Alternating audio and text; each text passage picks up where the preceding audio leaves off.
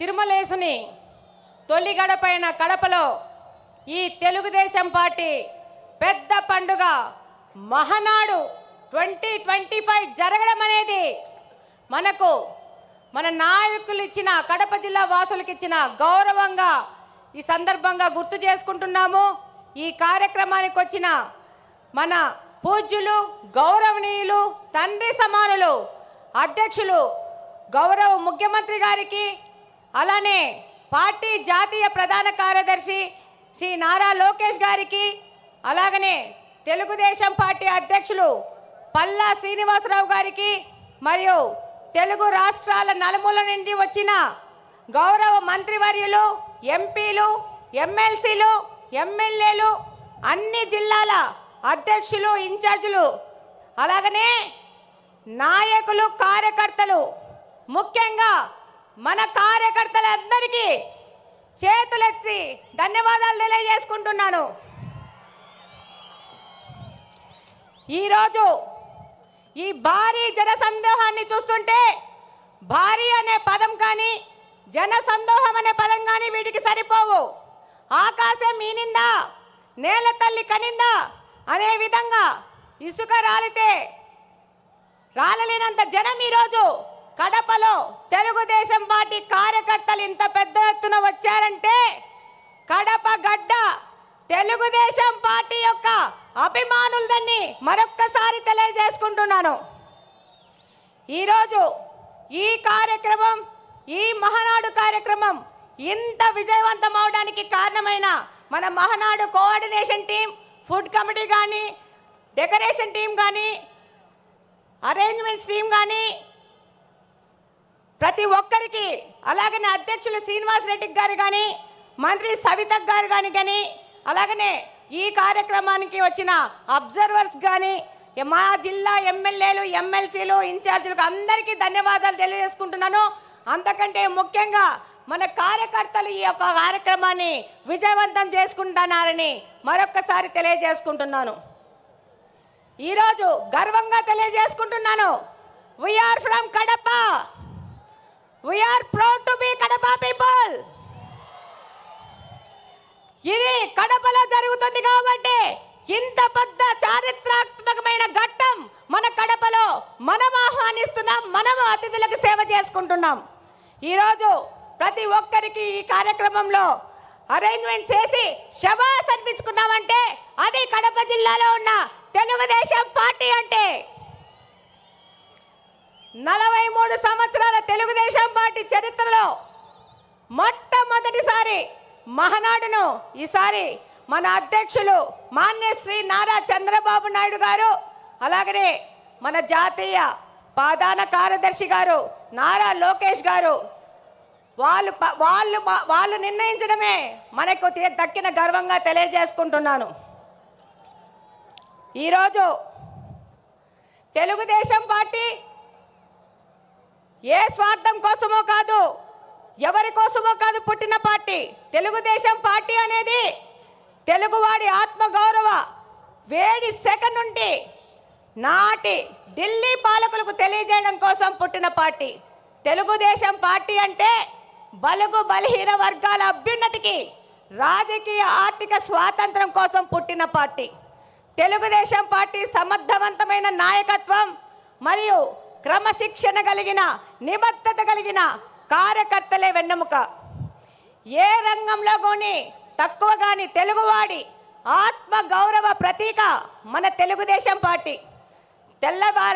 తెల్లవారి నుంచి మనకు స్వాతంత్రం తేవడానికి గాంధీ మహాత్ముడు పుడితే తెలుగువారి ఆత్మ గౌరవాన్ని కోసం పుట్టిన వారు విశ్వవిఖ్యాత నట సార్వభౌమ స్వర్గీయ అన్న ఎన్టీఆర్ గారు.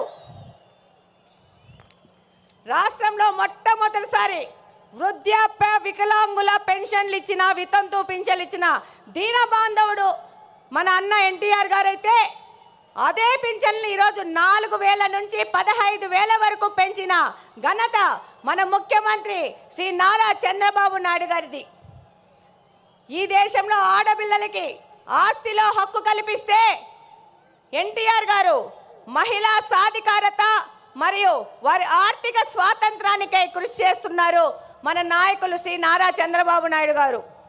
రాయలసీమ ప్రయోజనాల కోసం అన్న ఎన్టీఆర్ గారు తెలుగు గంగా ప్రాజెక్ట్ నిర్మిస్తే మన నారా చంద్రబాబు నాయుడు గారు SRBC, HNS, GNSS, KC canal modernisation చేసి వాటి సాగునీటి తాగునీటి ప్రాజెక్టులను ప్రారంభించి లక్షలాది మంది రాయలసీమ ప్రజల దాహార్తిని తీరుస్తున్నారు. మన ప్రియతమ నాయకుడు నారా చంద్రబాబు నాయుడు గారు ఎన్టీఆర్ ఆశయాలను, ఆదర్శాలను, సిద్ధాంతాలను ముందుకు తీసుకెళ్తూనే పరిపాలనలో, సంక్షేమంలో కానీ, అభివృద్ధిలో కానీ ఆయన తీసుకొచ్చినన్న సంస్కరణలు ఈ దేశంలో మరెవ్వరూ తీసుకురాలేదనడానికి సందేహమే లేదు.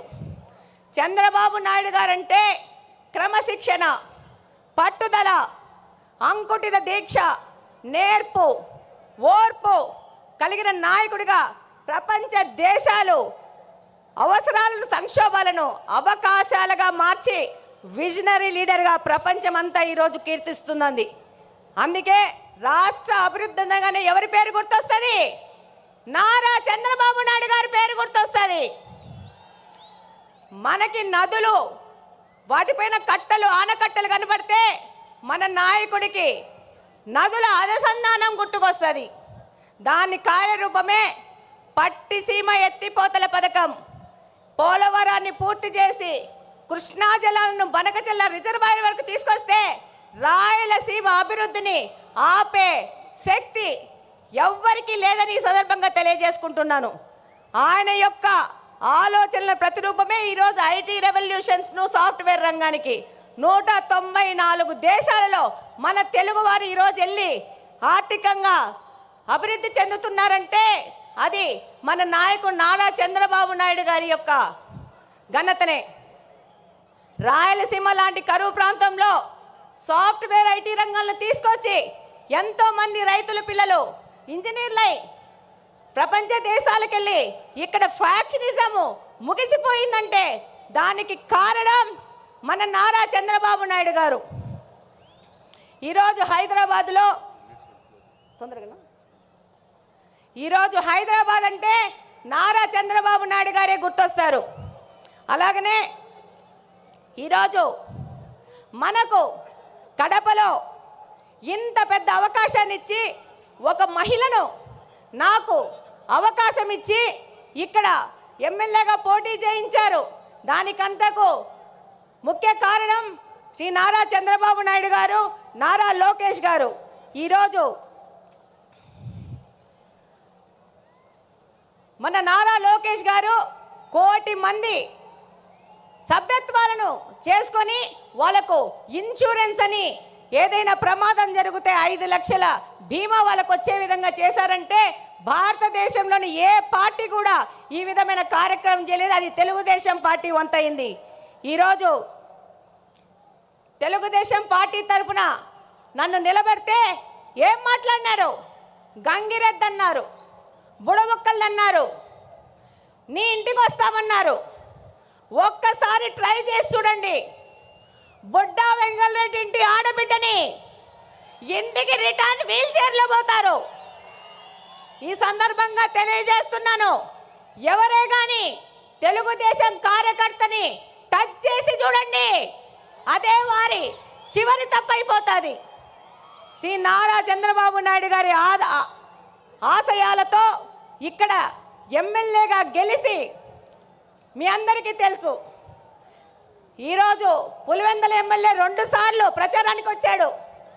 రెండవసారి మా ఎమ్మెల్యేని చూడొద్దండి, నన్ను చూసి ఓట్లేయండి అన్నారు. కానీ మా తెలుగుదేశంలో పార్టీలోని కార్యకర్తలు, నాయకులు, మన ప్రజలు అది తిరస్కరించి తెలుగుదేశం పార్టీకి ఓటేశారంటే మీరందరూ 2 ఎమ్మెల్యేలను ఓడగొచ్చినారు కడప నియోజకవర్గం నుంచి. ఈరోజు మన నాయకుడు చంద్రబాబు నాయుడు గారి ఆశయాల ప్రకారము ఆయన దగ్గరికి కడప నియోజకవర్గ అభివృద్ధి కోసం పలుసార్లు పోతున్నాం. ఆర్థిక పరిస్థితి ఇబ్బంది ఉన్నా కూడా సార్ని ఇబ్బంది పెడుతూ కడప నియోజకవర్గం విషయము ప్రతి ఒక్కసారి తీసుకెళ్తున్నాం. దాని ఫలితంగానే ఈరోజు స్ట్రాంగ్ వాటర్ డ్రైన్స్ 70 కోట్ల రూపాయలకి ఫుట్ ఓవర్ బ్రిడ్జ్లు 20 కోట్ల రూపాయలకి శాంక్షన్ చేసి మేము మేనిఫెస్టోలో చేసిన వాగ్దానాన్ని, ఒక ఆడపిల్ల చేసిన వాగ్దానాన్ని నిలబెట్టుకునే విధంగా మన నాయకులు మనకు గౌరవం ఇచ్చినారు.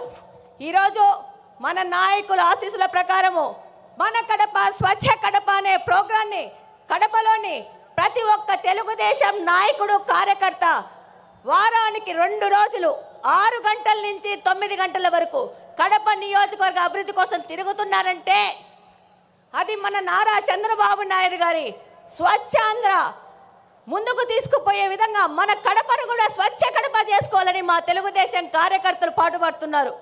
ఈరోజు ఎన్నో దశాబ్దాలుగా కడపలోని బుగ్గంగ ప్రాజెక్టుని నిర్లక్ష్యం చేసి దాన్ని పిచ్చి మొక్కలకు, పందులకు, అపరిశుభ్రానికి నిలువుగా మార్చిన ఈ వ్యక్తులు ఈరోజు తెలుగుదేశం పార్టీ అధికారంలోకి రాగానే ఆ ప్రాంతాన్ని గంజాయి సేవించే వారికి అడ్డగా మారిస్తే దాన్ని కంప్లీట్గా క్లీన్ చేసి రేపు జూన్ 21వ తేదీ జరిగే నేషనల్ యోగా డే బుగ్గంగ ప్రాజెక్టులో మ్యాట్ వేసుకొని చేస్తామని సందర్భంగా తెలియజేసుకుంటున్నాను.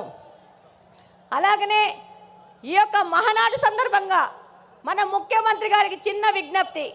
మా ఊర్లో దేవుని కడప టెంపుల్ ఉంది అన్న, దాన్ని తప్పకుండా పర్యాటక రంగంగా అభివృద్ధి చేసి కడపకు తలమానికంగా చేయాల్సిన అవసరం ఎంతగానో ఉంది. బుగ్గంగ చెరువును డెవలప్ చేసుకోవాల్సిన అవసరం ఉంది. అలాగనే మాకు మంచినీళ్ళ సమస్య చాలా ఉంది. Kadapa town, Kadapa head quarters 20 సంవత్సరాల నుంచి ఒకటే పార్టీ అధికారంలోకి ఉంది, కానీ పూర్తిగా నిర్లక్ష్యం చేశారు. నారా చంద్రబాబు నాయుడు గారి ఆశీస్సులతో ఆ సమస్యను కూడా మేము తీర్చుకుంటాం. అలాగనే నారా లోకేష్ గారు 20 లక్షల ఉద్యోగాలు ఇస్తా అన్నారు. అందులో భాగంగా కడప హెడ్ క్వార్టర్స్లో మెగా జాబ్ వేళ ఏర్పాటు చేసి 2500 మందికి స్థానికంగా బహుళజాతి కంపెనీల్లో ఉద్యోగాలు ఇప్పించినాం. అలాగనే నారా లోకేష్ గారికి ధన్యవాదాలు చెప్పుకోవాల్సిన అవసరం ఉంది. ఎందుకంటే మొట్టమొదటి స్టార్టప్ కడపను P4 మోడల్ కింద మొదలు పెట్టారు. 6 నెలల్లో పూర్తి చేస్తున్నారు.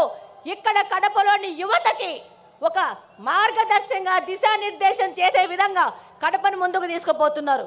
అలాగనే మనం P4 మోడల్లో మన కడపలో నిఘా వ్యవస్థను పెంచడానికి 1 కోటి రూపాయల వ్యవధితో P4 మోడల్లో కెమెరాలు పెట్టబోతున్నాం. చివరిగా కడప అనేది ఎవరి అడ్డాగడ్డా కాదు, ఇది కడపలో నివసిస్తున్న ప్రజల అడ్డా, కడప ప్రజల గడ్డ. తెలుగుదేశం పార్టీ ఇందాకనే మీరు చూసింటారు, దాదాపు 15 మంది నాయకులు తెలుగుదేశం పార్టీ నాయకులు నిలబడ్డారు. మేమందరం తెలుగుదేశం పార్టీ కార్యకర్తలను ప్రజల దగ్గరికి తీసుకుపోయి వాళ్ళ ద్వారా మా ద్వారా ప్రజాసేవ చేస్తూ ఇది ప్రజల అడ్డా అని తెలియజేస్తున్నాం. అలాగనే నాకు ఈ మహావేదికలో మాట్లాడే అవకాశం కల్పించిన ప్రతి ఒక్కరికి ధన్యవాదాలు తెలియజేసుకుంటూ సెలవు తీసుకుంటున్నాను. జై హింద్, జై తెలుగుదేశం.